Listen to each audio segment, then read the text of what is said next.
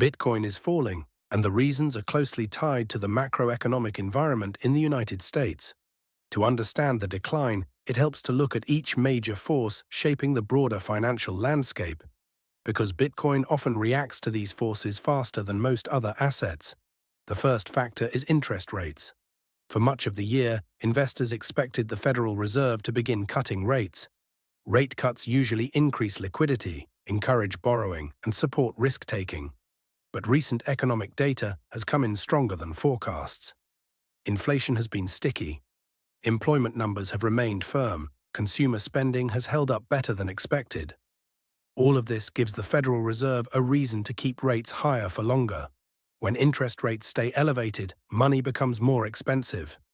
Liquidity tightens across the financial system. Investors become more cautious. And assets with high volatility, such as Bitcoin, tend to be the first place where traders reduce exposure. As expectations for cuts fade, Bitcoin loses one of the supportive narratives that helped drive earlier gains. The second factor is the strength of the US dollar. The dollar has been gaining momentum against major global currencies. A stronger dollar usually means global investors are moving towards safer assets or seeking higher yields in the United States. When the dollar rises, assets priced in dollars face downward pressure, simply because they become more expensive for foreign investors. Bitcoin frequently moves inversely to the dollar. Periods of dollar strength often align with weakness across the crypto market. This is especially true when the rise in the dollar is tied to higher treasury yields and expectations of tighter monetary conditions. The third factor is the ongoing reduction of liquidity in US markets. The Treasury has been issuing more bonds to finance government spending. At the same time, the Federal Reserve continues reducing its balance sheet. Both actions pull cash out of the system. When liquidity drains, even fundamentally strong assets can struggle. Markets become more sensitive to volatility. Large funds reallocate toward assets with predictable returns, such as short-term bonds. Crypto, being one of the most liquidity-dependent areas of the market, reacts immediately. Bitcoin's price becomes more fragile when the pool of active buyers shrinks. A fourth factor is the movement of capital inside Bitcoin ETFs. These ETFs brought new waves of institutional money into crypto. When macro conditions were supportive, ETF inflows pushed Bitcoin higher. But as conditions tightened, inflows slowed and eventually turned into outflows.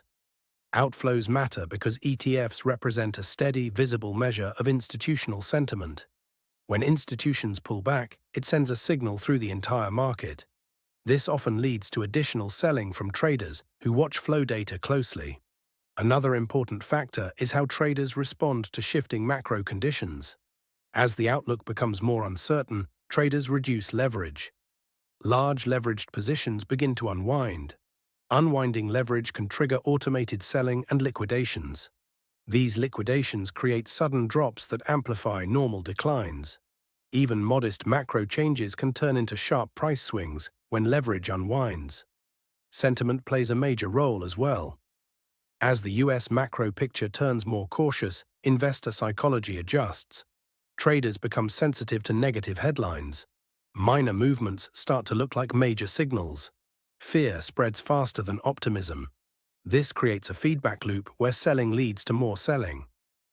In markets as fast as crypto, that loop unfolds quickly. Beyond these direct forces, there are slower-moving structural influences.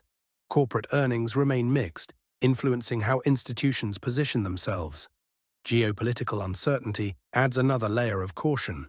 Volatility in US equities can spill into crypto, especially when large funds adjust exposure across multiple asset classes at once. Even changes in consumer sentiment can influence the broader risk environment in subtle ways. Taken together, these factors form a coherent picture. Bitcoin's decline is not random. It is part of a larger shift in the US economic climate. Higher interest rates reduce liquidity. A stronger dollar limits global demand. Treasury issuance absorbs capital. ETF outflows reflect institutional caution, and leverage unwinds as traders reposition. Bitcoin reacts strongly to all of these elements because it thrives on abundant liquidity, favorable sentiment, and a steady flow of risk-tolerant capital. When those conditions reverse, Bitcoin begins to pull back. None of these forces necessarily change Bitcoin's long-term narrative. But in the short and medium term, the macro backdrop in the United States has a powerful influence on price behavior. As long as rates stay high, the dollar remains strong, and liquidity runs tight, Bitcoin will face headwinds. If economic conditions shift, Bitcoin could regain momentum quickly. For now, the market is adjusting to the macro reality, and Bitcoin is moving accordingly. That is the broader explanation behind the recent drop.